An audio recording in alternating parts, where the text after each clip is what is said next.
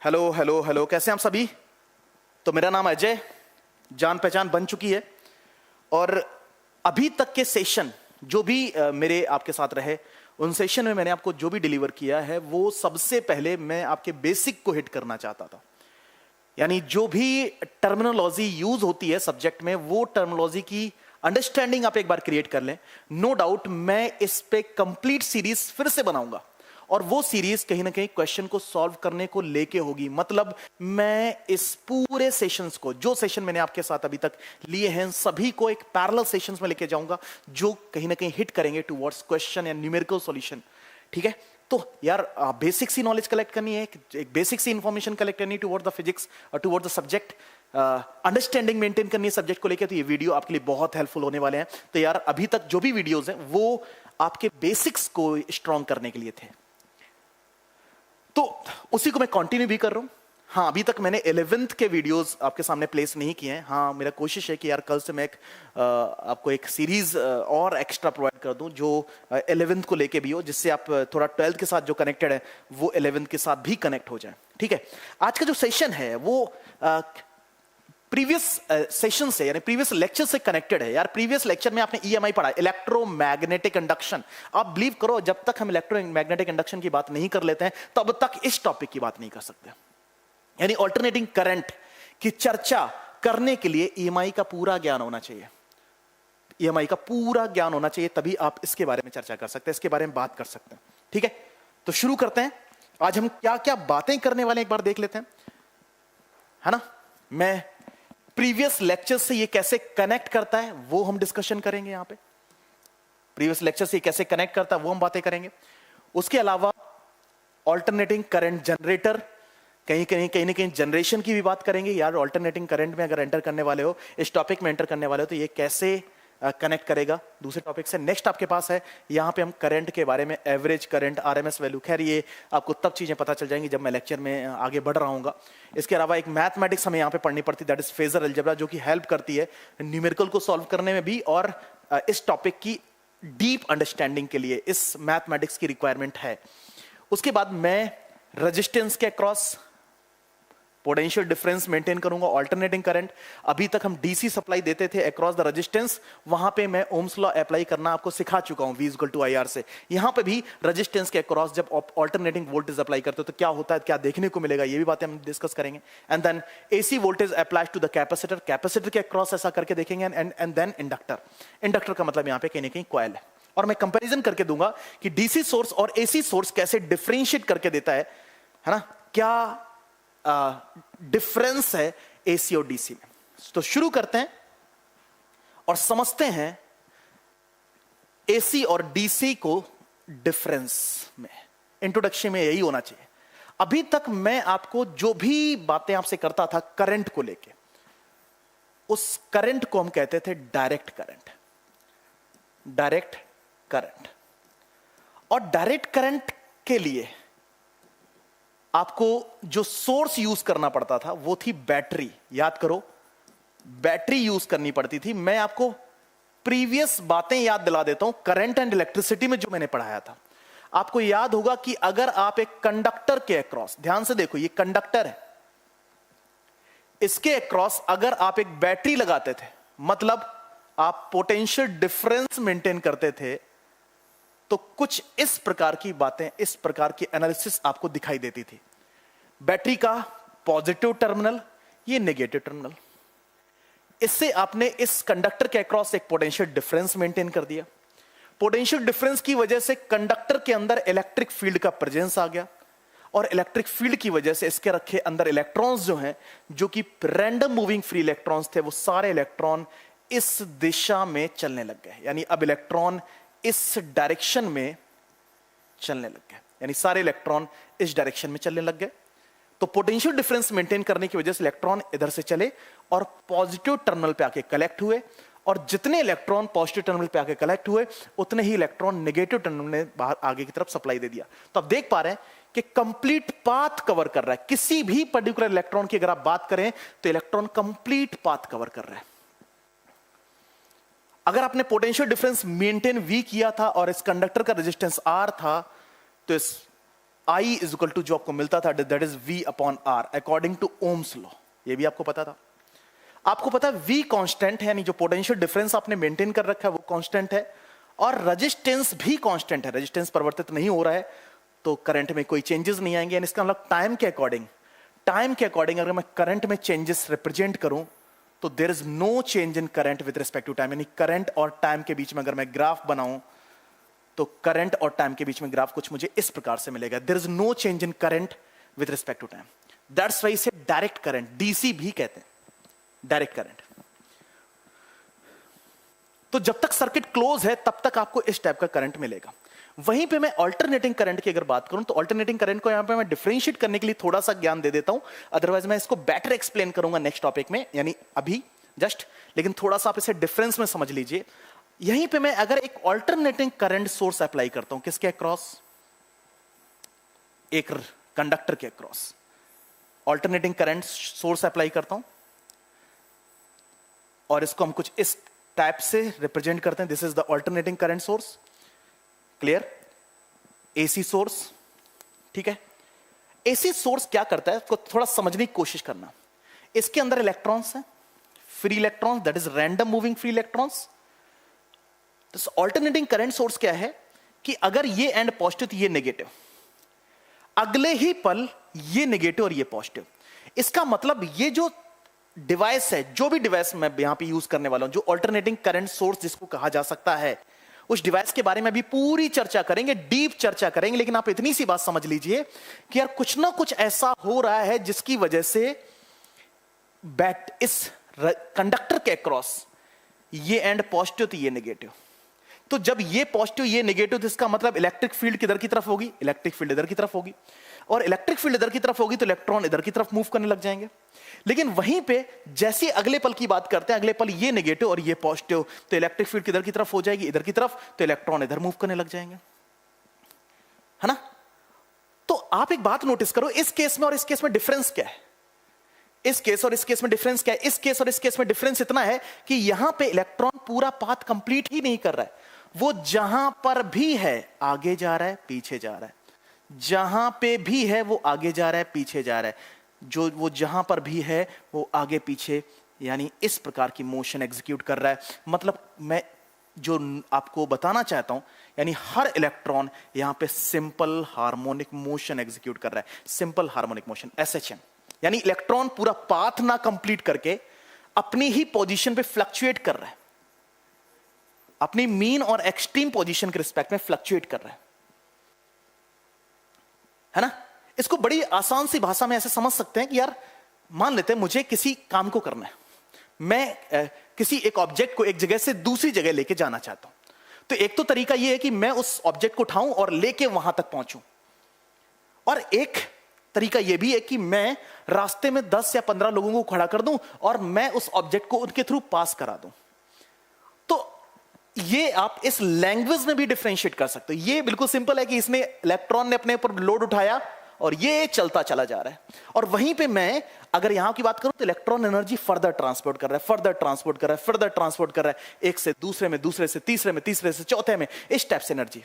तो इसी वजह से आप इसको एफिशिएंट कहते हैं। This is the efficient way to transport the electrical energy, यानी this is the efficient way to transport the electrical energy। यानी इलेक्ट्रिकल एनर्जी को ट्रांसपोर्ट करने का एक एफिशिएंट वे है। यहां पे इलेक्ट्रॉन कंप्लीट पाथ में कवर नहीं कर रहा है, यहां पे पूरा पाथ कवर कर रहा है। और यहां पे अगर मैं अल्टरनेटिंग करंट और टाइम के रिस्पेक्ट में एक ग्राफ प्लॉट करता हूं तो मुझे कुछ इस प्रकार का सिचुएशन देखने को मिलता है। यानी सर्किट में करंट लगातार इंक्रीज करना, डिक्रीज करना, जीरो होना, करंट की डायरेक्शन का बदलना, इंक्रीज करना, डिक्रीज करना, इस टाइप से करंट और टाइम के बीच में ग्राफ चेंज आते हैं। ठीक है, तो this is the DC and this is the AC. Basic difference ही आपके पास है। यहां पे करंट में टाइम के रिस्पेक्ट में चेंजेस नहीं आ रहे, यहां पे लगातार करंट में टाइम के रिस्पेक्ट में चेंजेस आ रहे हैं। तो ये है major difference between the AC and DC. Clear? Done? चलो अब यार इस टाइप की इलेक्ट्रिसिटी, ये जनरेशन मुझे पता है, इस बारे में पता है कि मुझे बैटरी कैसे काम करती, बैटरी के बारे में सब कुछ जानते हैं, वो मैं करंट एंड इलेक्ट्रिसिटी में आपसे डिस्कस कर चुका हूं। लेकिन ये ऐसा कब होता है यार, ये कैसे बदलेगा, ये पॉजिटिव नेगेटिव पॉजिटिव नेगेटिव, ये पॉजिटिव नेगेटिव कैसे बदलेगा, इसके बारे में चर्चा करते हैं। कैसे प्रोडक्शन होता है प्लीज आप देखें। तो यार सबसे पहले बात करेंगे हम अल्टरनेटिंग करंट जनरेटर की। तो नेक्स्ट यानी ये जो बात है इसको प्लीज ध्यान से सुनना, आपको अल्टरनेटिंग करंट कैसे जनरेट होता है ये बात आपको पता चल जाएगी, है ना। क्लियर, बेसिक आइडिया आपको लग चुका है। इलेक्ट्रॉन फ्लक्चुएट करता है अपनी पोजीशन पे, देखो कैसे करता है, देखते हैं। इसके लिए आप जनरेटर का सबसे पहले एक कंस्ट्रक्शन कर लीजिए।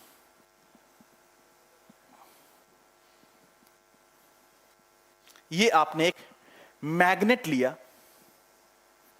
इस प्रकार से, ये एक मैग्नेट है और ये मैग्नेट का नॉर्थ पोल और ये साउथ पोल, मतलब कुछ इस प्रकार से मैग्नेट को हमें अरेंज करना है। फिर इसके बीच में आप एक रेक्टेंगुलर कॉइल, कॉइल का मतलब होता है एक तार जो कुछ अब एक वायर है और उस वायर को आपने इतनी बार वाइंड किया है, दिस इज द वाइंडिंग,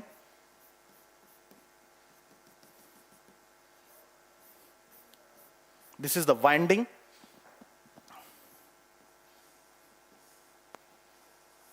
इस टाइप से, और इसकी वाइंडिंग जो आप कर रहे होते हैं वो आप एक रॉड शेप या फिर आप रॉड पे कर रहे होते हैं, जिसको जनरेटर की भाषा में शाफ्ट कहते हैं। क्या कहते हैं?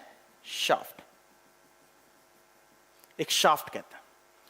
ठीक है, आप ऐसा समझ लो कि एक लाइक दिस, ये है क्वाइल, क्वाइल पे एन नंबर ऑफ टर्न्स, 1 2 3 4 5 ऐसे हजारों लाखों टर्न, और इसको वाइंड कर दिया गया एक रॉड पे लाइक इस टाइप का शेप, इस टाइप का, मतलब ये रॉड को जब घुमाएंगे तो साथ साथ में क्वाइल भी ऐसे घूमे इस टाइप का। और ये जो रॉड है वो बियरिंग्स की हेल्प से बैलेंस्ड है। दिस इज द बियरिंग्स जो कि स्मूथन करते हैं मोशन को, ये बियरिंग्स हैं, दिस बियरिंग्स, बियरिंग्स का मतलब जो मोशन को स्मूथ करेंगे, है ना। आपको ये बहुत अच्छे से पता है कि अगर मैं यहां पे देखो इलेक्ट्रिक फील्ड लाइंस को ड्रॉ कर देता हूं, electric field lines travels from north to south pole, यानी इस टाइप से फील्ड का डेमोन्स्ट्रेशन यहां पे, मतलब नॉर्थ और साउथ के पोल के बीच में एक यूनिफॉर्म मैग्नेटिक फील्ड, ये जो फील्ड है this is the uniform magnetic field, uniform magnetic field, this uniform magnetic field. Clear है ना, यूनिफॉर्म मैग्नेटिक फील्ड। और इस मैग्नेटिक फील्ड में आपने क्या करना है, आपने बाय एनी मीन, पहले आप कंस्ट्रक्शन कंप्लीट करो फिर इसको मैं समझाता हूं। एक ये और दूसरा ये, दो रिंग्स लगी हुई हैं, एक ring 1, this is the ring 2। ये रिंग 1 और रिंग 2 एक्चुअली क्या है इसको भी समझ आ जाएगा। और इसके ऊपर लगे हुए दो ब्रशेस, आप ऐसा समझो this is the brush 1, this is the brush 2, brush 1 and brush 2, और इससे फर्दर वायर, कंडक्टिंग ब्रश। ये जो ब्रशेस हैं वो हैं conducting brushes, conducting brushes, brushes, है ना। Clear, conducting brushes. आप ऐसा समझो कि ब्रशेस जो हैं ये रिंग्स पे ऐसे रखे हुए हैं केवल। तो आप मुझे बताओ कि अगर ये रिंग्स ऐसे घूमेगी, देखो ध्यान से, रिंग ऐसे घूमेगी तो ये आपको पता है कि इस पे केवल स्लिप करेंगे, इस पे स्लिप करेंगे इस टाइप से, मतलब ये इससे कनेक्टेड नहीं है। ये ब्रशेस केवल उन रिंग्स पे ऐसे रखे हुए हैं, एक ब्रश एक रिंग पे और दूसरी ब्रश, तो आपको पता है वो रिंग घूमेगी, सिंपल सी बात है। पूरा जब ये शाफ्ट घूमेगी तो वो रिंग घूमेगी। अब वो रिंग जो है, रिंग पे ब्रशेस लग रखे हैं तो ब्रशेस वो कनेक्शन मेंटेन करके रखेंगे, वो रिजिडली उसके साथ फिक्स्ड नहीं है। क्यों नहीं फिक्स किएगा, उसका रीजन है, आपको पता है कि अगर आप इसको फिक्स कर देते तो जैसे आप इसे घुमाओगे तो ये जो वायर है, ये वायर इसके ऊपर वाइंड होने लग जाएगा और टूटने के चांसेस बन जाते हैं। ठीक है, तो ब्रशेस कनेक्शन मेंटेन करने में मदद कर रहे हैं। आपने क्या किया, मेरे कंस्ट्रक्शन के पार्ट को फिर से समझाता हूं। इसे बहुत सारा वायर ऐसे लपेट दिया, वायर के दो एंड, एक एंड को आपने रिंग 1 से, एक एंड को रिंग 2 से कनेक्ट कर दिया, और रिंग्स को फर्दर किससे कनेक्ट कर दिया, ब्रशेस की हेल्प से आपने फर्दर उन्हें वहां से आउटपुट लेना शुरू कर दिया। ब्रशेस केवल कनेक्शन मेंटेन करके रखे हैं, बट वो रिजिडली कनेक्टेड नहीं है, रिजिडली फिक्स्ड नहीं है। ठीक है, अब मैंने कुछ भी ऐसा करके मैंने इस रॉड को रोटेट कराना शुरू किया। मैं इस रॉड को रोटेट कराने के लिए बहुत सारे तरीके यूज कर सकता हूं, जैसे वाटरफॉल। टरबाइन का एक केस है वाटरफॉल। टरबाइन आपको याद होगा कि अगर मैं इसमें फैन लगा दूं, उसमें फिन्स लगा दूं और उन फैंस पे वाटरफॉल कराऊं, तो उस केस में क्या होगा, ये रॉड ऐसे घूमने लग जाएगी। ये रॉड जब घूमेगी तो ये क्वाइल भी घूमने लग जाएगी।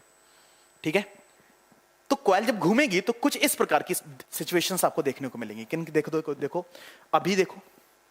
अभी आपके पास क्वाइल ये है इस प्रकार से,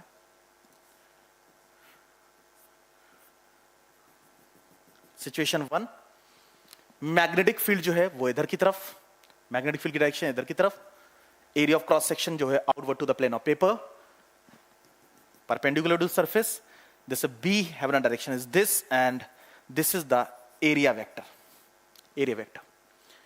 और इस केस में आप ध्यान से देखो तो फ्लक्स कितना एसोसिएटेड है, फ्लक्स इज इक्वल टू होता है BA cos थीटा, या फिर अगर नंबर ऑफ टर्न्स n है तो NBA cos 90, और cos 90 कितना होता है 0। तो इस सिचुएशन में जो एसोसिएटेड फ्लक्स है वो कितना है 0। ठीक है, उसके बाद आपको पता है ये एक बार आप इसे रोटेट कराओगे तो रोटेट कराने पे कॉइल कैसी हो गई, रोटेट कराने पे कॉइल कुछ इस प्रकार से हो गई। मैग्नेटिक फील्ड किधर की तरफ है, बी भी इधर की तरफ है, और एरिया ऑफ क्रॉस सेक्शन भी इधर की तरफ है। तो यहां पे एरिया ऑफ क्रॉस सेक्शन और बी के बीच में एंगल बनने वाला एंगल, तो फ्लक्स कितना होगा, NBA cos 0 cos 0 1 होता है, दैट इज NBA। यानी इस सिचुएशन में फ्लक्स कितना है, NBA cos थीटा। उसके बाद कॉइल को एक बार और रोटेट कराओगे तो कॉइल आपके पास कुछ इस टाइप से संरचना, मतलब डिफरेंट सिचुएशंस पे आप देखने की कोशिश करें।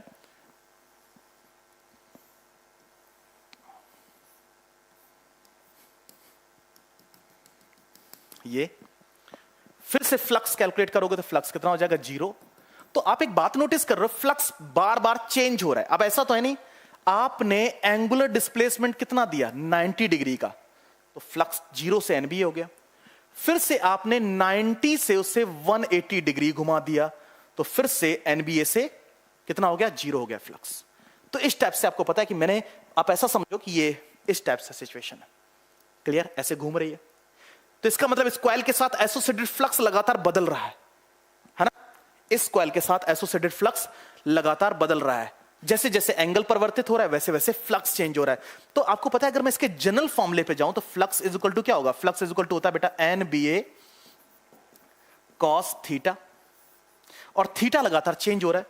थीटा किस रिस्पेक्ट में चेंज हो रहा है आपको पता है, अगर मैं इसको ओमेगा एंगुलर वेलोसिटी से रोटेट करा रहा हूं तो ओमेगा इज इक्वल टू होता है थीटा अपॉन टी, तो थीटा इज इक्वल टू होता है ओमेगा टी। मतलब अगर मैं एंगल के रिस्पेक्ट में देखूं तो थीटा, और टाइम के रिस्पेक्ट में देखूं तो ओमेगा टी। इसका मतलब मैं इसे NBA cos ओमेगा टी लिख रहा हूं। तो इसका मतलब flux is the function of time.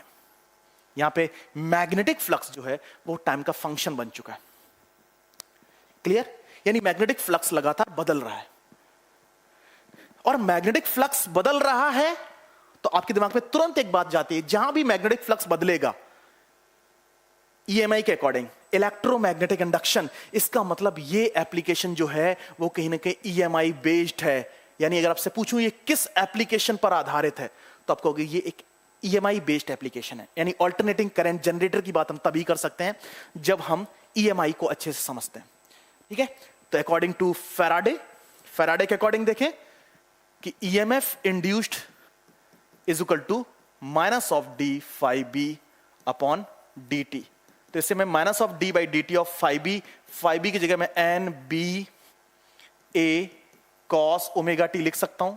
NBA constant है, दैट इज NBA कांस्टेंट है, D by D t of cos omega T, cos omega t यानी cos थीटा का डिफरेंशिएशन माइनस साइन थीटा, और ओमेगा चेन रूल, तो minus of NBA cos omega T का differentiation sign omega T, इसके साथ into में omega, क्योंकि omega T का डिफरेंशिएशन करोगे तो मिलेगा माइनस में, तो minus minus plus NBA omega sine omega t. यानी EMF जो है, यानी EMF का मतलब तो पोटेंशियल डिफरेंस ही होता है। अगर इंटरनल रेजिस्टेंस कंसीडर ना किया जाए तो, है ना, इस कॉइल का अगर इंटरनल रेजिस्टेंस कंसीडर ना किया जाए तो जो पोटेंशियल डिफरेंस है वही तो ईएमएफ है। तो EMF induced is equal to NBA sine omega t. यानी ईएमएफ जो है वो टाइम का फंक्शन है, वो भी एक ट्रिग्नोमेट्रिक फंक्शन, वो भी एक ट्रिगोनोमेट्रिक फंक्शन। आपको बहुत अच्छे से पता है ट्रिग्नोमेट्रिक फंक्शन अपनी वैल्यूज को रिपीट करता है, अपनी वैल्यूज को रिपीट करता है। मतलब अगर आप ध्यान से देखें तो t इज इक्वल टू 0 पे सिचुएशन ये थी, दिस इज द 1/4 चक्कर यानी t is equal to t/4 पे सिचुएशन ये है, आधा चक्कर यानी t/2 पे सिचुएशन ये है। मतलब जैसे जैसे समय परिवर्तित हो रहा है आधा चक्कर, उसके अकॉर्डिंग फ्लक्स में चेंजेस आ रहे हैं, और जैसे जैसे फ्लक्स में चेंजेस आ रहे हैं वैसे ईएमएफ इंड्यूस्ड हो रहा है। तो ईएमएफ इंड्यूस्ड हो रहा है एनबीए साइन ओमेगा टी। अगर मैं इसको ग्राफिकली रिप्रेजेंट करूं तो ईएमएफ और टाइम के बीच में ग्राफ कैसा बनेगा? आपको पता है साइन फंक्शन, साइन ग्राफ, और साइन ग्राफ यानी ईएमएफ और टाइम के बीच में ग्राफ कैसा बनेगा? साइन ग्राफ कुछ ऐसा होता है। तो आपको पता है साइन फंक्शन यानी दिस ट्रिग्नोमेट्रिक रिलेशन, ये वैल्यू मैक्सिमम कब होगी? जब साइन ओमेगा टी की वैल्यू 1 होगी। अब साइन ओमेगा टी 1 कब होगा?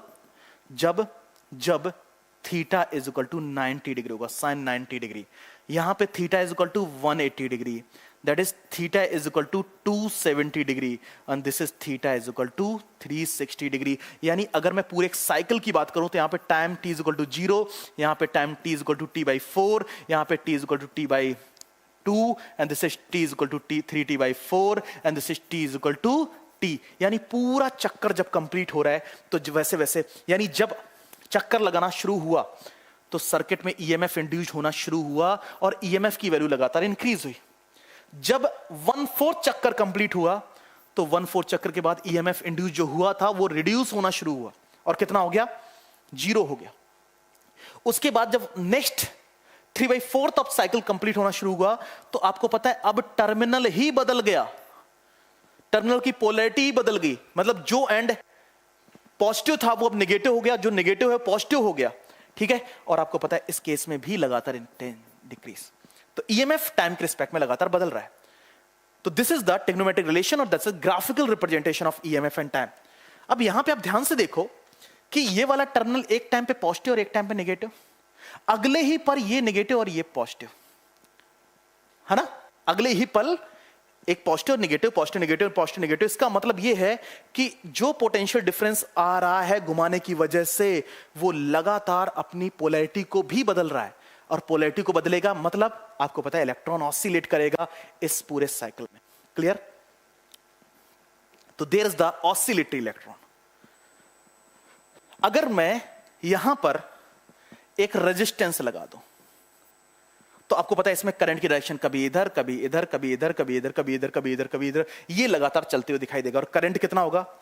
Current I is equal to क्या होता है? I is equal to EMF upon R, यानी वोल्टेज अपॉन R। ईएमएफ कितना है? NBA omega sine omega T upon R, ठीक है। आप NBA ओमेगा अपॉन R को लिख सकते हो, that is I voltage upon resistance, this is the V max या फिर E मैक्स ये कब होगा? जब साइन ओमेगा टी की वैल्यू 1 होगी। E मैक्स की वैल्यू कितनी? That is NBA omega. इसको आप E नॉट से डिनोट कर लेते हैं या फिर आप इसे V नॉट से भी डिनोट कर लेते हैं, ठीक है। तो this is E not sine omega T upon R, maximum voltage upon resistance, that is maximum current sign omega T. आपको पता है यहां पे I नॉट और V नॉट को पीक करंट और पीक वोल्टेज कहा जाता है, पीक वोल्टेज कहा जाता है, peak current and peak voltage कहा जाता है। तो देयर इज द रिलेशन, यानी अगर हम सर्किट में करंट की बात करें तो करंट किस टाइप से होगा? Current, this is the I not, तो करंट एंड टाइम के बीच में ग्राफ। सर्किट में करंट मैग्नीट्यूड में इंक्रीज कर रहा है, फिर मैग्नीट्यूड में डिक्रीज कर रहा है, फिर मैग्नीट्यूड में इंक्रीज कर रहा है but opposite in direction, and then magnitude में डिक्रीज कर रहा है। मतलब लगातार सर्किट में करंट वेरी कर रहा है, वेरिएबल करंट है ना, वेरिएबल करंट। और मैं आपको बता देना चाहता हूं इंडिया में जो ऑल्टरनेटिंग करंट फ्रीक्वेंसी है, फ्रीक्वेंसी वो है 50 हर्ट्ज। 50 हर्ट्ज, 50 हर्ट्ज का मतलब ये जो साइकिल है उसको कंप्लीट होने में कितना समय लग रहा है? एक 1/60 सेकेंड, 1/50 सेकेंड, मतलब half of the cycle complete होने में कितना समय लग रहा है? 1/100 सेकेंड। 1/4 चक्कर कंप्लीट होने में कितना लग रहा है? 1/200 सेकेंड। तो आप देख पा रहे हो कि 1/200 सेकेंड तक करंट का मैग्नीट्यूड में इंक्रीज करना, नेक्स्ट 1/200 सेकेंड तक करंट का मैग्नीट्यूड में डिक्रीज करना, नेक्स्ट 1/200 सेकेंड तक करंट का मैग्नीट्यूड में इंक्रीज करना बट डायरेक्शन बदल जानी, और नेक्स्ट 1/200 तक सेकेंड तक आपको पता करंट का मैग्नीट्यूड डिक्रीज करना और डायरेक्शन वही है जो है। क्लियर? तो this is the graphical representation of EMF and time, and this is the graphical representation of current and time. Clear है? डन? तो EMF and time graph and I and time graph. तो this is the production of EMI और production of alternating current. इस step से हम produce करते हैं, और जो इसे प्रोड्यूस करता है इसको हम बोलते हैं अल्टरनेटिंग करंट जनरेटर। क्लियर? ये अल्टरनेटिंग करंट जनरेटर। अब यार प्रोडक्शन हो गया, आप कहोगे सर सर्किट में अगर लगातार करंट डिक्रीज और इंक्रीज हो रहा है तो यार ये फ्लक्चुएशंस मैं देख क्यों नहीं पाता हूं? यानी एक बल्ब है, बल्ब के अक्रॉस मैंने पोटेंशियल डिफरेंस यानी अल्टरनेटिंग करंट जनरेटर लगाया और लगातार करंट बढ़ रहा है, घट रहा है, बढ़ रहा है, घट रहा है, कभी कभी जीरो भी है, तो यार बल्ब मुझे जलता बुझता हुआ क्यों दिखाई नहीं देता है? तो कहीं ना कहीं यहां पे रोल होता है कैपेसिटर्स का, यानी कैपेसिटर इस बात को थोड़ा बहुत मेंटेन करते हैं। अगर कैपेसिटर नहीं कर पाते हैं तो हमारी जो आईज हैं वो इतना डिफरेंशिएट करने के लिए इतना परसिस्ट नहीं है, इतना वो डिफरेंशिएट नहीं कर सकती। या तो कैपेसिटर उस फ्लक्चुएशंस को देखने नहीं देते, कैपेसिटर इतना प्यूरिफाई कर देते हैं, पोटेंशियल डिफरेंस मेंटेन करके रखते हैं।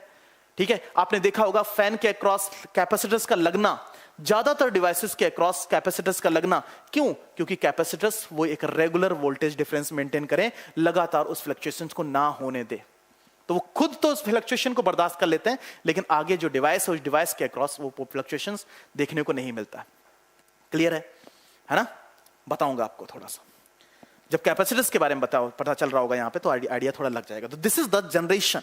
यहां पे आप करंट को जनरेट कर लिया, वहां पे करंट जनरेट करने के लिए बैटरी यूज करते थे, यहां पे जनरेटर आप यूज करो। जनरेटर कैसे काम कर रहा है, किस एप्लीकेशन पे काम कर रहा है? तो ईएमआई बेस्ड एप्लीकेशन है। इसको कंस्ट्रक्ट कैसे करते हैं, कैसे ये काम करता है, कैसे फ्लक्स में चेंजेस आ रहे हैं, कैसे ईएमएफ जनरेट हो रहा है, कैसे वो करंट से रिलेट कर रहा है, इस टाइप से चीजें। क्लियर है ना? अब बात आती है कि यार मेरे घर में करंट कभी जीरो है, कभी मैक्सिमम है, कभी जीरो है, कभी मैक्सिमम। जीरो और मैक्सिमम के बीच बहुत सारी वैल्यूज, तो मैं कैसे बताऊं किसी को, या फिर मेजरमेंट इसके कैसे किए जाएंगे कि यार मेरे घर में एक्चुअली कितना करंट है? तो आपने देखा होगा कि जब भी कभी इस टाइप के वेरिएशंस देखने को मिलते तो हम एवरेज कैलकुलेशन करने लग जाते हैं, है ना? तो मैं कंप्लीट साइकिल के लिए एवरेज करंट कैलकुलेट करने निकला, यानी एवरेज करंट। यानी अगर मुझसे किसी पर्सन ने पूछा कि मेरे घर में कितना करंट सप्लाई है, तो मैं सिंपल सी बात उसे वो टाइम फंक्शन बताते तो नहीं घूमूंगा। मेरे घर में भैया करंट जो आ रहा है वो I is equal to I not sine omega T आ रहा है। मैं उसको एक एवरेज वैल्यू बताने की कोशिश करूंगा।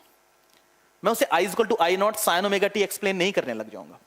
तो एवरेज करंट हम कैसे कैलकुलेट करें? आपको पता है अगर करंट और टाइम के रिलेशन को आप देखें, और किस टाइम के लिए आप कैलकुलेशन करने जा रहे हैं? जीरो से लेके कैपिटल टी टाइम तक के लिए। Capital t is a time taken to complete the cycle, complete one oscillation of the electron. This is the current and time. अगर मैं किसी पॉइंट ऑफ टाइम की बात करूं तो किसी पॉइंट ऑफ टाइम पे यहां पे करंट आई जो कि टाइम का फंक्शन है, value is I not sine omega T. ठीक है? और उस स्मॉल टाइम के लिए अगर मैं जाके मैं कैलकुलेशन करूं तो this is the dt। Clear? तो मैं क्या करता हूं, मैं इस पर्टिकुलर पोर्शन के लिए अगर मैं एवरेज यानी कैलकुलेशन करने जाऊं तो सिंपल सी बात मुझे मिलेगा क्या, यानी इस टाइम पे मेरे पास करंट कितना है, that is I not sine omega T. Clear? और मैं इस पर्टिकुलर पोर्शन के लिए एवरेज निकालने जाऊं तो that is I dt upon dt। ये आपके पास। ठीक है? This is the average portion. Clear? Done है। तो मैंने बोला कि अगर मैं पूरे साइकिल के लिए कंप्लीशन करने लाऊं, सिंपल सी बात, टाइम कितना हो जाएगा 0 से t, और हर पोर्शन के लिए आई डी टी, यानी इसका मतलब अगर एवरेज निकालने जाऊं पूरा फुल साइकिल, ये अगर मैं इंस्टेंट की बात करता हूं, तो मेरे लिए करंट आई ही है। लेकिन मैं पूरे साइकिल की बात करूं तो आपको पता आई d T plus I d T plus I d T and so on, और पूरा टाइम कितना है टी। ऐसा करूंगा, ठीक है। आपको पता है कि इसको मैं mathematically integration of I d T लिख सकता हूं, 0 से लेके t तक, और डिवाइडेड बाई टाइम, ऐसा कर सकता हूं। i की वैल्यू है कितनी, that is I not sine omega T of D T, 0 से लेके t divided by capital T। I nought आप बाहर कर लो, तो I nought constant, I not upon T तो ऑलरेडी बाहर थे। Integration of sine omega T of D T, 0 से लेके t। साइन ओमेगा टी का इंटीग्रेशन क्या होता है पता आप सभी को, I not upon T that is equal to cos omega T upon omega, 0 से t।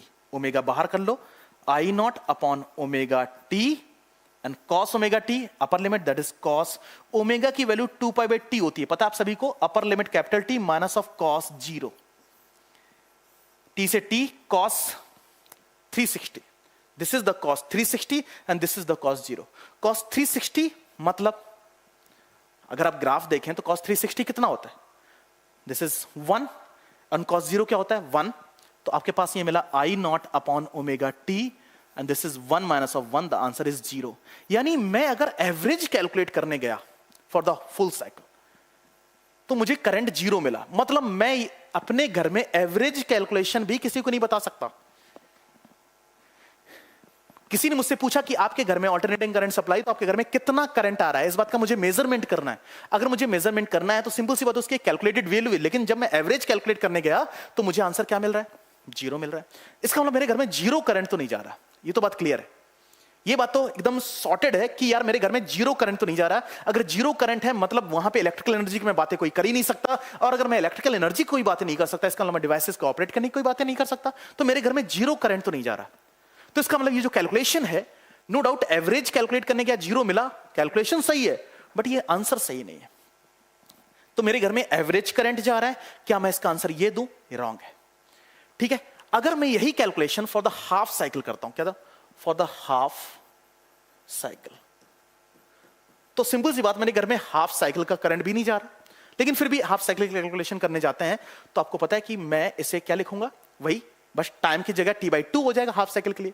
तो integration of I d T 0 से लेके t/2 and divided by t/2, clear. तो यहां पे आई नॉट अपॉन t/2 बाहर आ गया, integration of I sign omega T of D T 0 से लेके t/2, this is 2i nought upon T.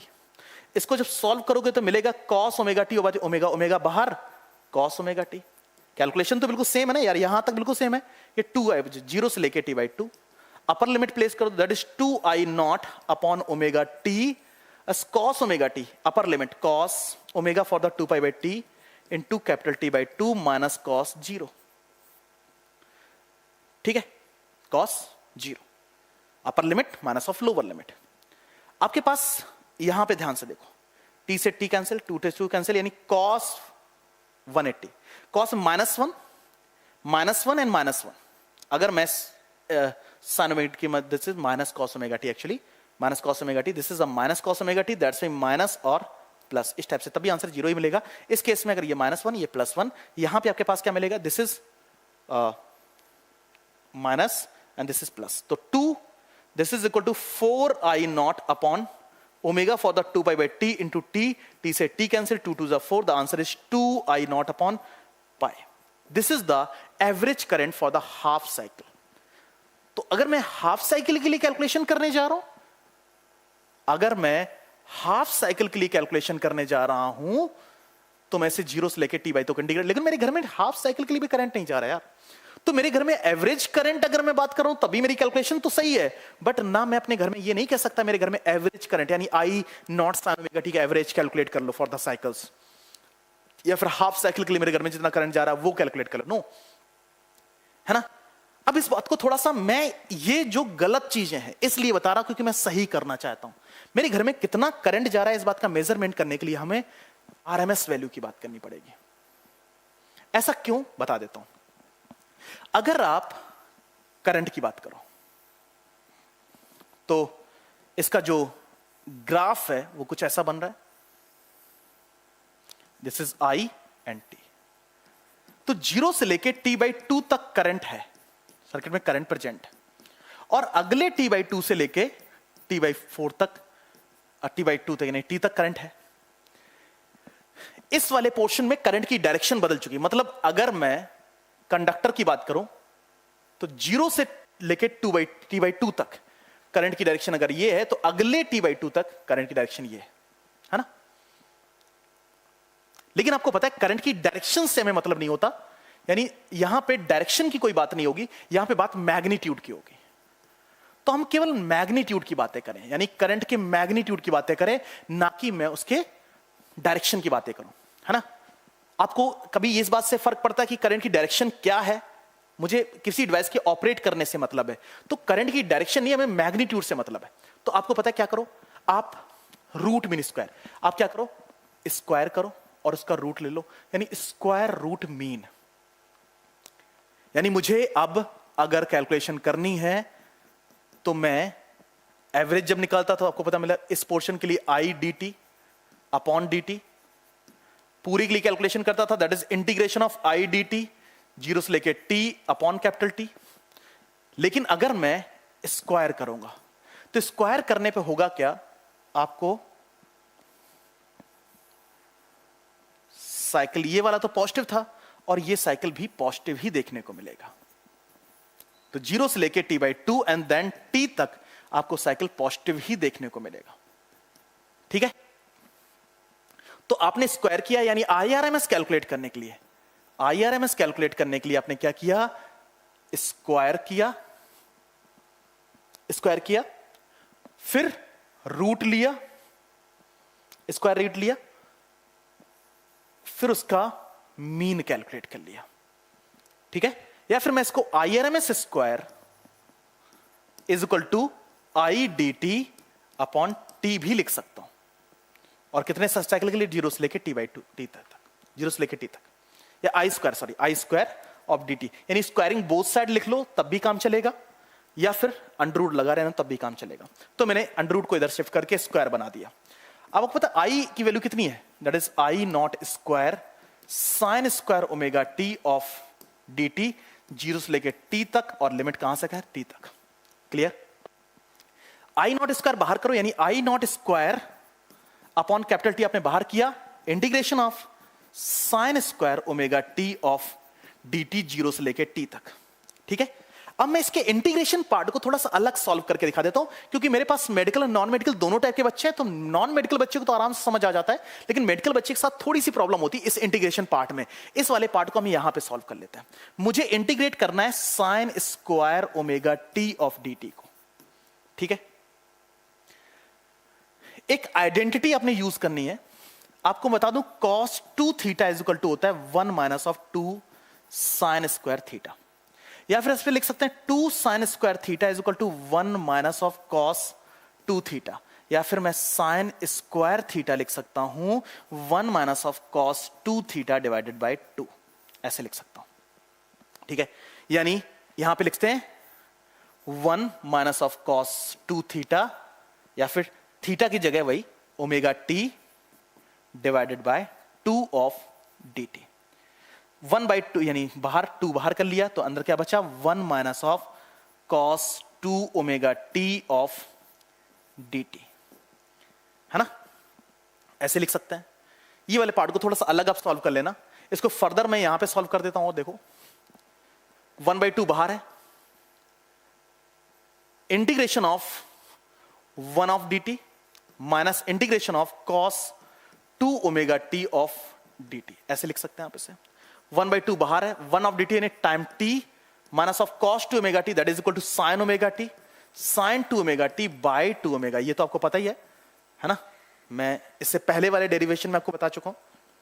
देखो ध्यान से याद करो, यहाँ पे मैंने साइन का जो जनरल इंटीग्रेशन होता है वो किया, उसके बाद डिवाइडेड बाई यहाँ पे n की जगह ओमेगा लिखा है, वो मैंने यहाँ पे 2 ओमेगा लिखा है, तो 2 ओमेगा को अपॉन में लेके आए।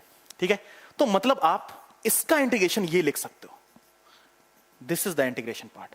तो फर्दर मेरे पास रिजल्ट क्या बनेगा, देखो ध्यान से क्या बनेगा, that is I not square upon t, 2 वहां पे अपॉन में है तो 2t and bracket t of 0 to t and minus sine 2 omega t by 2 omega of 0 to t। Clear? इसे सॉल्व करोगे आप तो I not square upon 2t, इसकी upper limit capital T minus of sine 2 omega t. अब ध्यान से देखो, t की जगह कैपिटल T डालोगे, कैपिटल T जैसे ही डालोगे आपको पता omega equal to 2 pi by t, यानी इसका मतलब ये 4 पाई होगा, साइन 4 पाई की वैल्यू कितनी होती है 0, तो यहां पे आप 0 लिख सकते हो। तो ये मेरे पास क्या आया, I not square T upon 2t, T से t यानी आई नॉट स्क्वायर अपॉन 2, यानी आपके घर में जो IRMS वैल्यू है, IRMS value that is I not square upon 2 है। Taking under root both side that is IRMS equal to I not upon root 2, यानी आपके घर में कितना करंट जा रहा है, दिस इज द वैल्यू, यानी पीक वैल्यू अपॉन रूट 2, आपके घर में जो करंट सप्लाई है वो दैट इज। और आपको पता है कि जब भी किसी डिवाइस पे कोई रीडिंग लिखी रहती है तो हमेशा वो IRMS वैल्यू या फिर VRMS वैल्यू, तो VRMS क्या होता है, V नॉट अपॉन रूट 2, वही वैल्यू लिखी होती है। क्लियर? किसी भी डिवाइस पे लिखी गई जो वैल्यू होती है, कोई भी इलेक्ट्रिकल डिवाइस है और उस पे alternating current and alternating voltage की जो वैल्यूज लिखी होती है वो IRMS एंड VRMS वैल्यू ही लिखी होती हैं। तो आपके घर में कितना करंट जा रहा है that is peak value divided by root 2। Clear है ना? तो अगर किसी डिवाइस पे 220 वोल्ट लिखा है तो V not upon root 2 that is equal to 220 volt, यानी V naught is equal to 220 root 2 that is equal to 311 volt. इसका मतलब अगर एक डिवाइस पे लिखा है 220 वोल्ट तो उसके अक्रॉस कभी ना कभी एक टाइम पे पोटेंशियल 311 वोल्ट भी रहता होगा, एक पर्टिकुलर टाइम पे रहता होगा कि नहीं? तो भैया जब टच करते हो तो आपको झटका कितने का लगता है, शॉक कितने का लगता है, 311 वोल्ट का शॉक लगता है, क्योंकि कभी ना कभी 311 वोल्ट भी रहा। तो आपने ये तय करना पड़ेगा कि मेरे घर में कितना करंट जा रहा है, इस बात की कल्पना, इस बात की थोड़ी सी एनालिसिस। डन? तो हम ना तो एवरेज करंट की बात कर रहे होंगे, ना तो हम हाफ साइकिल की कोई बात कर रहे होंगे, हम बात कर रहे होंगे कि RMS वैल्यू क्या है, रूट में स्क्वायर करंट, है ना? क्योंकि उसमें हम डायरेक्शन का ध्यान में रखेंगे नहीं। क्लियर है? ओके, तो ये तय हो गया। उसके बाद ये तो आपने ये समझना पड़ेगा कि एक ह्यूमन बीइंग के लिए यार इस टाइप के फंक्शन को दिमाग में लेके चलना थोड़ा सा मुश्किल होता है कि यार मैं माइक्रो सेकेंड से या मिली सेकेंड पे क्या कैलकुलेशंस थी, उस टाइम करंट क्या था, इसकी बात हमें ध्यान में नहीं रखनी होती है। हम IRMS वैल्यू की बात कर रहे होते हैं, सिंपल IRMS वैल्यू की बात कर रहे होते हैं। ये चीज आपने क्लियरिफाई कर लेनी है, ठीक है? नाउ अब मैं इस करंट को, यानी जब मैं इस पोटेंशियल ड्रॉप को जो कि ऑल्टरनेटिंग है, जो कि लगातार परिवर्तित हो रहा है, इसको जब मैं रेजिस्टेंस के अक्रॉस या इंडक्टर के अक्रॉस या डिफरेंट डिवाइसेस के अक्रॉस लगाता हूं तो क्या होगा, ये बात समझने वाली है यार। जैसे डीसी सोर्स को लगाते थे तो क्या होता था, ये हमें पता है। मैं कंपैरिजन करके दूंगा कि एसी के साथ क्या होता है, डीसी के साथ क्या होता है। मैं डीसी को लगा के भी दिखाऊंगा और एसी को लगा के भी दिखाऊंगा, उसको देखते हैं, ठीक है? लेकिन उससे पहले एक मैथमेटिक्स पढ़ते हैं और इस मैथमेटिक्स का नाम है फेजर अलजेब्रा। इस मैथमेटिक्स का नाम है फेजर अलजेब्रा। एक्चुअली ये अलजेब्रा ना, ये मैथमेटिक्स है, एक टाइप की मैथमेटिक्स, अ सिंपल एक मैथमेटिक्स। एक्चुअली ये मैथमेटिक्स में ना 11th क्लास में, 11th की फिजिक्स में SHM पढ़ाने में यूज करता हूं, सिंपल हार्मोनिक मोशन, और 12th की फिजिक्स में मैं AC को पढ़ाने में इसका यूज कर लेता हूं, थोड़ा बहुत इसका यूज कर लेता हूं, है ना? क्लियर?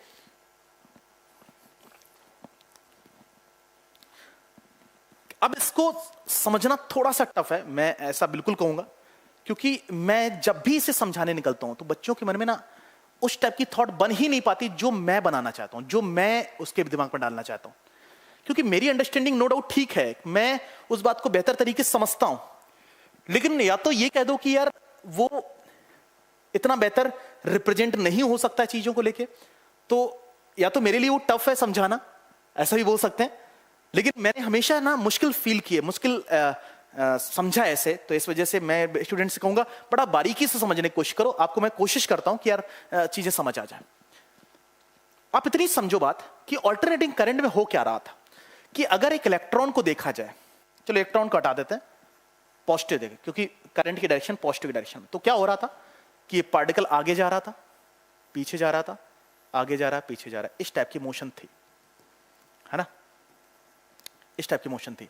ये मीन पोजीशन बोलते थे, इसको एक्सट्रीम बोलते थे और इसको एक्सट्रीम बोलते थे, है? यानी जब पॉजिटिव चार्ज इधर जा रहा है, पॉजिटिव चार्ज की मोशन इधर की तरफ है, तो करंट की डायरेक्शन इधर की तरफ है, पीछे आ रहा है तो करंट का मैग्नीट्यूड डिक्रीज कर रहा है, और जब इधर आ रहा है तो करंट का डायरेक्शन भी बदल रही है और मैग्नीट्यूड इंक्रीज कर रहा है और मैग्नीट्यूड डिक्रीज कर रहा है। मतलब जब चार्ज पार्टिकल मैक्सिमम डिस्प्लेसमेंट पे है, उस टाइम वो आपको आई मैक्स दे रहा है, ठीक है। वैसे आई की वैल्यू बढ़ रही होगी, I1, I2, I3 and so आई की वैल्यू बढ़ रही होगी, ठीक है। और जब इलेक्ट्रॉन चार्ज पार्टिकल वापस अपनी मेन पोजीशन पे जहां वो था, तो आपको पता है उस टाइम करंट जीरो है, यानी इस समय मिनिमम करंट है जीरो। और अगर मैं इसकी बात करूं यहां पे, तो आपको पता है इसमें तो करंट की डायरेक्शन ही बदल गई और मैग्नीट्यूड बढ़ना और घटना इस टाइप की चीज है, ठीक है। और इसको अगर मैं करंट को डायरेक्शन ग्राफिकली रिप्रेजेंट करूं, तो this is the graphical representation of current, यानी करंट का मैग्नीट्यूड में इंक्रीज करना, डिक्रीज करना, मैग्नीट्यूड इंक्रीज करना बट डायरेक्शन बदल जानी, और फिर मैग्नीट्यूड का घटना। तो करंट और टाइम के बीच में इस टाइप का रिलेशन है, क्लियर। यानी 0 से लेके t/2 तक एंड देन t, यानी आधे साइकिल तक चार्ज का यहां जाना और वहां तक करंट की डायरेक्शन एक ही थी, चार्ज का यहां जाना और वापस आना करंट की डायरेक्शन एक ही थी, लेकिन मैग्नीट्यूड बदल गया। सॉरी, करंट की डायरेक्शन बदल गई बट मैग्नीट्यूड उसी ऑर्डर में चेंज हो रहा है, ये था। तो आपको ये बात अच्छी सी पता है कि यार ये ना टिग्नोमेट्री है, और टिग्नोमेट्री में दिमाग में एंगल चलता है, एंगल चलता है। तो मैं इसको ना एंगुलरली रिप्रेजेंट करना चाहता हूं, इस बात को मैं थोड़ा एंगल के टर्म्स में रिप्रेजेंट करना चाहता हूं। यानी ये लीनियर है, यानी मोशन ये लीनियर है, लेकिन मैं इसको एंगुलरली रिप्रेजेंट करना चाहता हूं। तो मैंने एंगुलरली कैसे रिप्रेजेंट किया, मैंने एक सेंटर बनाया और ये डायमेट्रिक पोजीशन और कुछ ऐसा एक सर्कल बना लिया। एक सर्कुलर मोशन और लीनियर एसएचएम कहीं ना कहीं थोड़ा सा एक जैसी सी संरचनाएं देखने को मिलती हैं। अगर आप सर्कुलर मोशन को ध्यान से देखना, ये सर्कुलर मोशन है, ठीक है, क्योंकि सर्कल में ना एंगल को स्टडी करना थोड़ा आसान होता है, दैट्स व्हाई मैंने एंगल ड्रॉ किया, ठीक है। मैं इसको सर्कुलर मोशन, आपको सर सर्कुलर मोशन एंड अगर आप लीनियर मोशन में देखोगे ना, तो लगभग एक जैसी चीजें देखने को मिलती हैं, है ना। आप अगर एंगल सर्कुलर मोशन को टॉप व्यू से देखते हैं, मतलब आपकी आंखें यहां पर है, यहां पे अगर आपकी आंखें हैं, तो आप जब देखोगे तो सर्कुलर मोशन कैसे हो रही है, ऐसे, इस टाइप से, है ना। यानी पार्टिकल कैसे नीचे जाना, फिर इधर आना, फिर इधर आना, फिर इधर आना। लेकिन आपको पता है कि अगर मैं एक मिरर लगा दूं, यहां पे एक मिरर लगा दूं, ठीक है, यहां पर एक मिरर लगा दूं, तो आपको पता है यही सर्कुलर मोशन आपको मिरर में ना लीनियर एसएचएम दिखाई देगी। मतलब मिरर में ऐसा सर्कल बनता हुआ दिखाई नहीं देगा, ये खुद आप फील कर सकते हो, है ना। आप ऐसा करके देखना, आप मिरर के सामने खड़े हो जाना और आप घूमना कर्व में, लेकिन आपको वो ऐसे चलते दिखाई देगा, सीधी डायरेक्शन में देखने को मिलेगा। तो दिस इज कॉल्ड प्रोजेक्शन। क्या कहते हैं इसको आप, प्रोजेक्शन, प्रोजेक्शन, है ना, क्लियर। अगर आप देखें ध्यान से, जब चार्ज पार्टिकल यहां था तो मीन पोजीशन, जब चार्ज पार्टिकल यहां था तो यहां था, जब यहां था तो यहां था, जब यहां था तो इस position, this is the extreme, ठीक है। जैसे जैसे ही घूमेगा, यहां पहुंचा तो इसका मतलब ये, यहां पहुंचा इसका मतलब ये, यहां पहुंचा इसका मतलब ये, यहां पहुंचा इसका मतलब ये, यानी जैसे जैसे पार्टिकल इस पे घूम रहा है, ध्यान से देखना, मैं आपको पता है कि जैसे जैसे इस पार्टिकल ऐसे घूम रहा है, लेकिन आपको स्क्रीन पे कुछ ऐसा दिखाई देगा ना, पार्टिकल यहां से चलना शुरू किया, इधर की तरफ जा रहा है, आपको इधर दिखाई देगा, फिर जब इधर की तरफ जा रहा है तो इधर जाके दिखाई देगा, फिर जब वो इधर आ रहा है तो इधर जाते हुए दिखाई देगा, और जब वो इधर आ रहा है तो वो इधर आते हुए दिखाई देगा। स्क्रीन पे ऐसा दिखाई, दिस इज कॉल्ड प्रोजेक्शन, है ना? ठीक है। तो पार्टिकल जब यहां है तो उस टाइम कुछ करंट होगा, तो उस टाइम सर्कुलर पाथ पे आपकी निगाहें किधर की तरफ होंगी? इधर की तरफ। इस निगाहों को आप फेजर कहते हैं। क्या कहते हैं? फेजर। इसको बोलते हैं रोटेटिंग वेक्टर। रोटेटिंग वेक्टर कहते हैं, जो स्थिति बताती है करंट और वोल्टेज की। क्या लिखोगे इसके लिए? जो करंट और वोल्टेज की कॉमन स्थिति को रिप्रेजेंट करता है। कॉमन स्थिति को रिप्रेजेंट करता है। कॉमन स्थिति को रिप्रेजेंट करता है। ठीक है, कि इस पॉइंट पे जब पार्टिकल था उस समय करंट कितना था और उस समय वोल्टेज कितना था। ठीक है, क्लियर? क्योंकि मुझे सर्कल में एंगल रिप्रेजेंट करना मेरे लिए आसान होगा। फिर यहां पे अगर ये एंगल थीटा है तो करंट आपके पास कितना? I equal to I not sine theta. Theta को आप ओमेगा टी के टर्म्स में लिख सकते हो, मतलब I not sine omega T. Clear है कि नहीं? ठीक है, तो मैं करंट और वोल्टेज की स्थिति को जानने के लिए मैंने इस रोटेटिंग वेक्टर का यूज किया, और इस रोटेटिंग वेक्टर को हम क्या नाम देते हैं? फेजर नाम देते हैं। और इस मैथमेटिक्स को हम क्या नाम देते हैं? Phasor algebra. मैं फिर से आपको यह बात बताना चाहता हूं कि यार मैं करंट को, अब भाई करंट ऐसा तो है नहीं, करंट ऐसा तो बच्चों के मन में करंट ऐसे ऐसे चलने लग जाता, करंट ऐसे तो चल नहीं रहा। इलेक्ट्रॉन या चार्ज पार्टिकल की जो स्थिति है उसके अनुसार उस पर वोल्टेज कितना अप्लाई कर रखा था, उस पर करंट कितना था, इस बात का पता करना। मैंने बोला ना कि जब चार्ज पार्टिकल यहां था उस सिचुएशन में करंट की कोई ना कोई वैल्यू होगी कि नहीं, और उस सिचुएशन में वोल्टेज की कितनी वैल्यू थी ये पता होना चाहिए कि नहीं।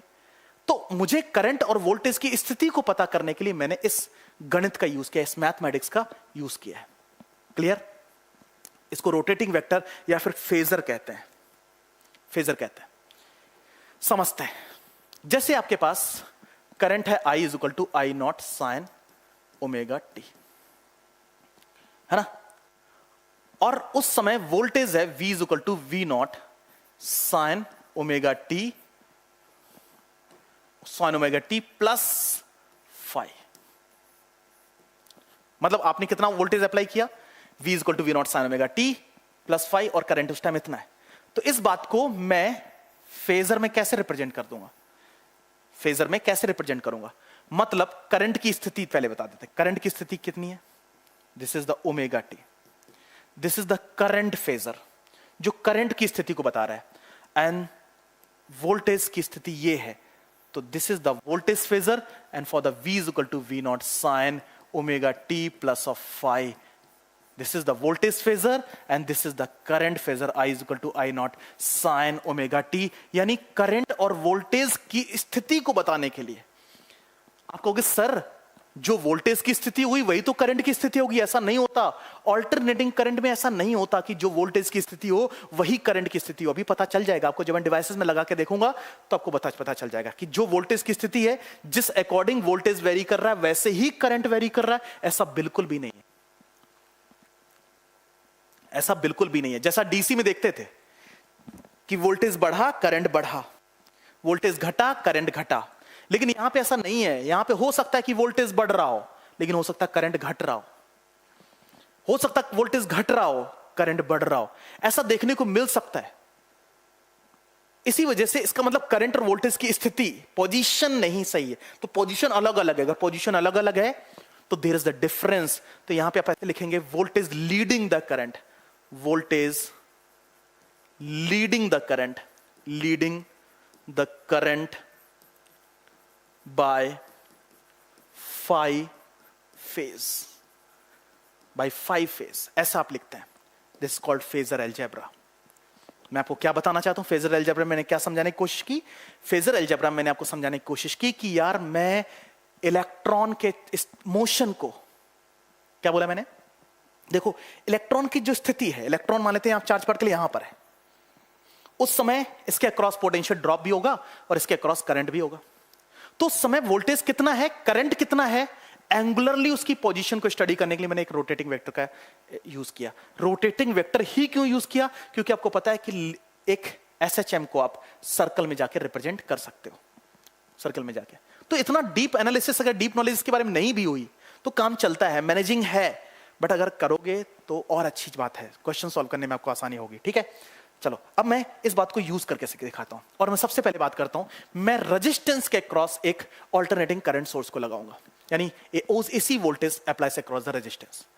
तो this is the resistance, simple conductor जिसका रेजिस्टेंस होता है, और आपने इसके अक्रॉस एक एसी सोर्स लगा दिया। एसी सोर्स मतलब आपने V equal to V not sine omega t apply किया। सर्किट का रेजिस्टेंस कितना? I, R। करंट कितना होगा? V upon R। V की वैल्यू कितनी है? V not sine omega t divided by R। तो V not upon R sine omega t, V not upon R, maximum voltage upon resistance, that is maximum current at that time, I is equal to I not sine omega T. तो this is the variation of voltage and current.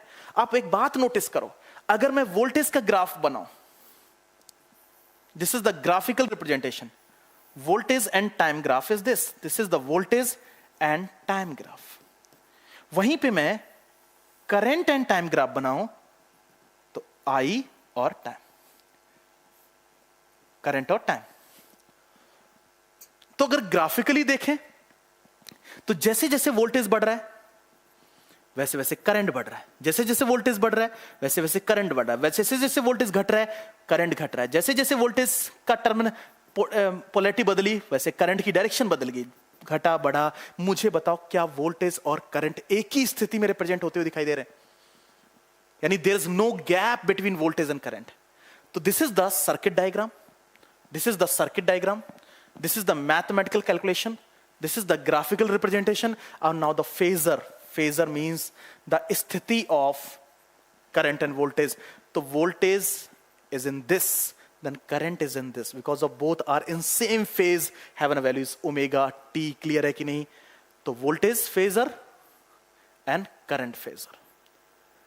जब resistance के across आप alternating current source, this is called phasor. क्या बोलते हैं आप इसे? Phasor. आप इसे फेजर कहते हैं। जब आपने किसके अक्रॉस लगाया? रेजिस्टेंस के अक्रॉस लगाया, तब आपको ये देखने को मिल रहा है।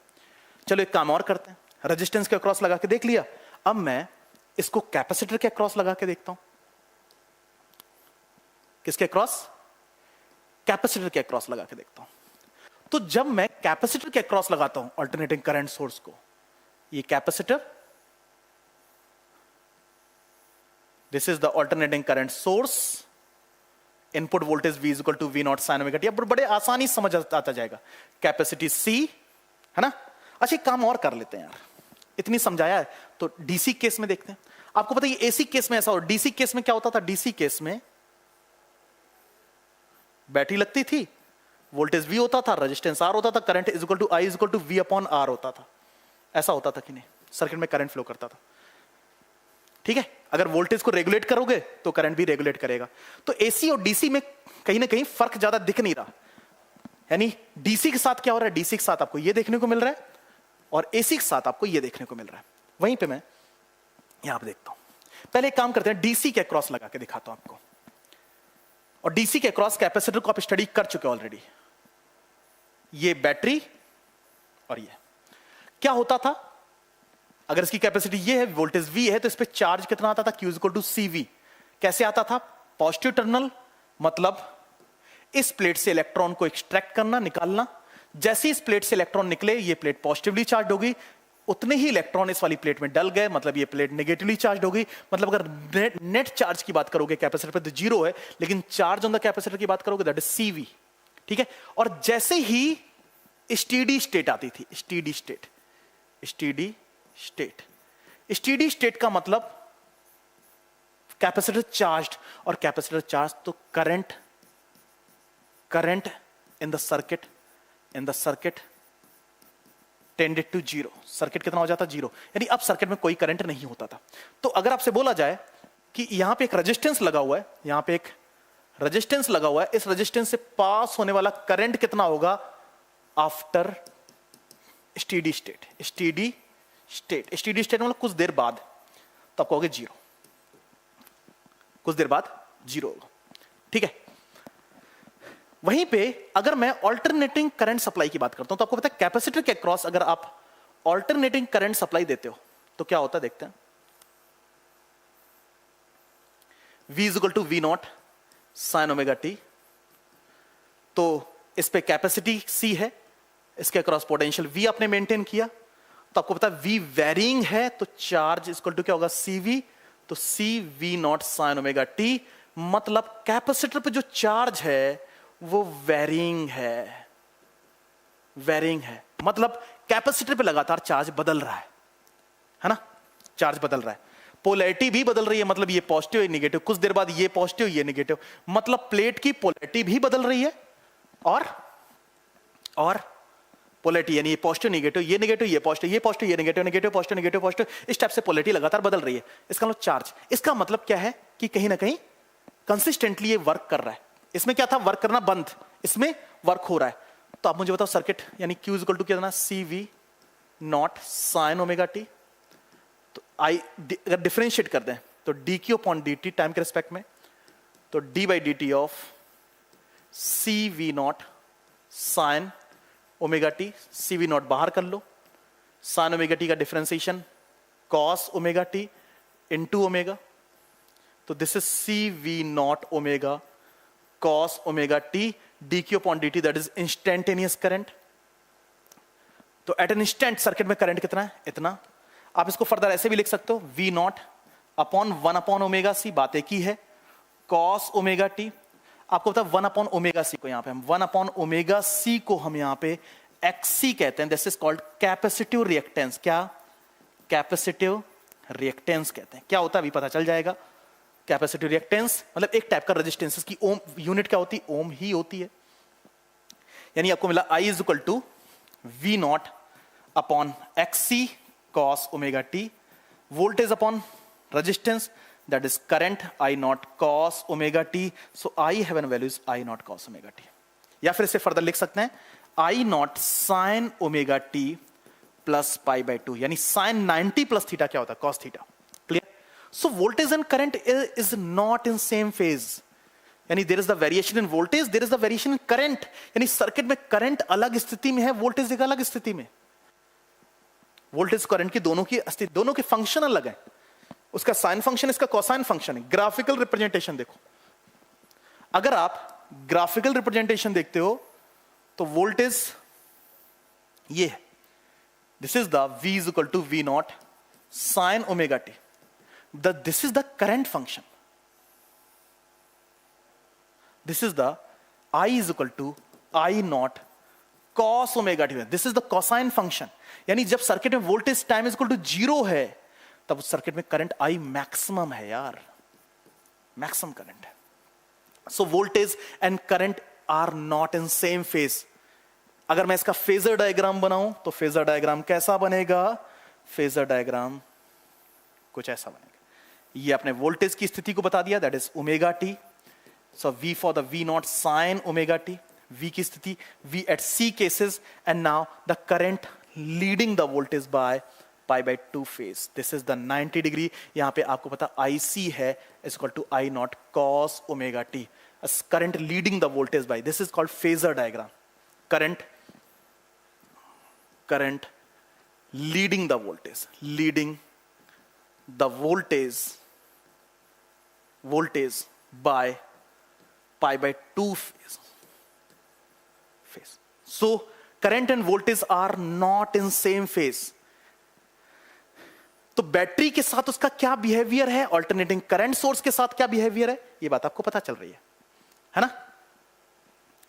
यहां पे कई बार एक क्वेश्चन देखने को मिलता है कि कैपेसिटर कुछ देर बाद करंट को पास क्यों नहीं करता।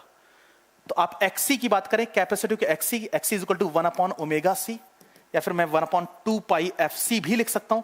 आपको तो DC की जो फ्रीक्वेंसी वो जीरो है, तो ये आपके पास इनफाइनाइट मिलेगा, यानी एक्सी क्या होगा, इनफाइनाइट, यानी इनफाइनाइट रेजिस्टेंस देखने को मिलता है, मतलब वो करंट को पास नहीं करने देगा। इनफाइनाइट रेजिस्टेंस, रेजिस्टेंस ज्यादा मतलब करंट को पास नहीं होगा। तो डीसी को पास क्यों नहीं करने देता, क्योंकि एक्सी इनफाइनाइट है। यहां पे फ्रीक्वेंसी कोई ना कोई वैल्यू, मतलब एक्सी की कोई ना कोई वैल्यू, लिमिटेड वैल्यू, जिसकी वजह से करंट प्रेजेंट है। तो एसी करंट, एसी जो है वो कैपेसिटर को क्रॉस कर जाता है, पास कर देता है, लेकिन डीसी नहीं। तो phasor diagram, this is the graphical representation, this is the circuit diagram, and this is the mathematical situation for this circuit. Clear? Done. Capacitive reactance क्या होता है, उसकी यूनिट क्या होती है, उसका फॉर्मूला क्या होता है, यह भी आपको पता चल गया है ना। तो ऐसे ही हम इंडक्टर की स्थिति में जाके देखते हैं, इंडक्टर के साथ क्या होता है। पहले डीसी के साथ आपने इंडक्टर का मतलब एक सिंपल कॉइल, और आपने इसके अक्रॉस एक बैटरी लगा दी। तो जब आप एक बैटरी लगा दोगे तो बैटरी के साथ क्या होगा देख लेते हैं। सर्किट में करंट फ्लो करेगा कुछ ऐसे, there is no variation in current, that's why there is the presence of magnetic field, so north and south, but there is no change in flux, no change in flux because of constant current, no change in flux, constant current, और flux में कोई changes नहीं है, तो back EMF नहीं है, back EMF नहीं है। मतलब ये कॉइल बिल्कुल सिंपल एक वायर जैसे बिहेव करती है, यानी coil behave like a conductor, simple एक कंडक्टर जैसे बिहेव करती है। कंडक्टर का कुछ रेजिस्टेंस होता है, अगर इसका रेजिस्टेंस R है तो सर्किट में current I is equal to V upon R मिल जाएगा, बस इतनी सी बात। मतलब डीसी सोर्स के साथ इंडक्टर का मतलब कॉइल का कोई रोल नहीं है यार, बेकार सा है। अगर आपने डीसी सप्लाई लगा दी किसके क्रॉस, इंडक्टर के क्रॉस, बेकार है। जब तक आप करंट को वेरी नहीं करोगे तब तक कोई चीजें देखने को मिलेंगे। लेकिन वहीं पे एसी के साथ क्या देखने को मिलता है, कॉइल है और आपने उसको एक ऑल्टरनेटिंग करंट सोर्स के साथ अटैच कर दिया। This is the V is equal to V not sine omega t. Circuit में करंट और करंट का वेरिएशन, और करंट का वेरिएशन मतलब फ्लक्स चेंज। क्या फ्लक्स चेंज मतलब EMF that is equal to minus L d I by D t.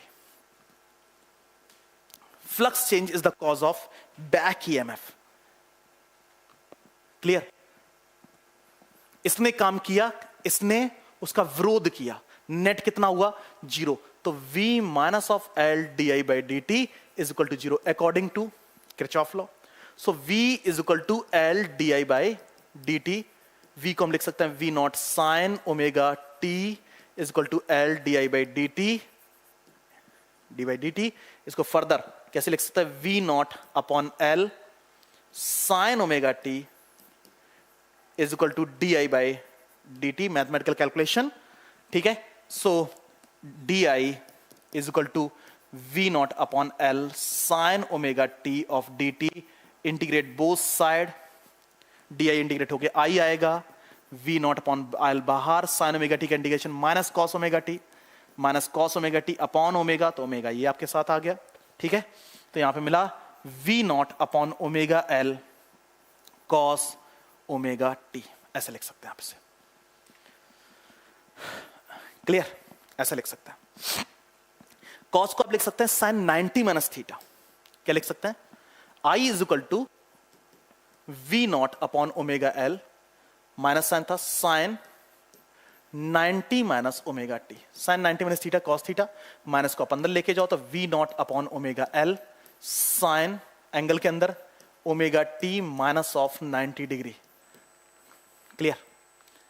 तो या फिर आप लिख सकते हैं V not upon omega L sine omega T minus pi by 2।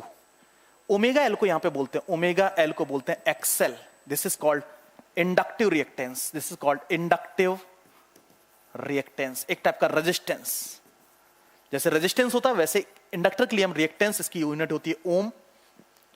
ठीक है, क्लियर? ग्राफिकल रिप्रेजेंटेशन अगर मैं दूं तो ग्राफिकल रिप्रेजेंटेशन क्या मिलेगा, this is the voltage and time, V is equal to V not sine omega t, और यहां पे अगर आप देखें तो pi by 2 phase back. Clear है?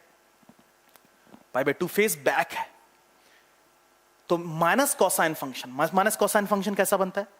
माइनस कोसाइन फंक्शन आपको ऐसा देखने को मिलेगा, इस टाइप से। This is for I is equal to I not sine omega T minus pi by 2। Clear? So both are not in same phase, एक ही स्थिति में दोनों नहीं है। अगर इसका फेजर डायग्राम आप बनाओगे तो फेजर डायग्राम कैसा बनेगा? वोल्टेज को अगर आपने यहां पर रिप्रेजेंट कर दिया ओमेगा टी पे, that is for the VL, तो आपको 90 डिग्री पीछे बनाना पड़ेगा, करंट को पीछे 90 degree back, that's omega T minus of this. तो this is for the I, this is the phasor diagram. इसे क्या कह रहे हैं आप? Phasor diagram. तो voltage and current not in phase, current voltage leading the current, this is voltage leading the current, leading the current by pi by 2 phase। यहां पे voltage lead कर रहा है, क्लियर? वोल्टेज लीड कर रहा है, this voltage leading the current, इस स्थिति में डन है।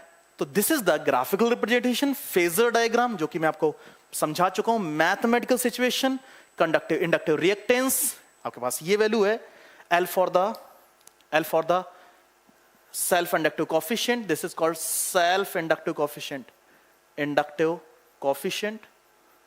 तो किसी इंडक्टर के साथ एसी का क्या बिहेवियर है वो देखने को ये मिलता है।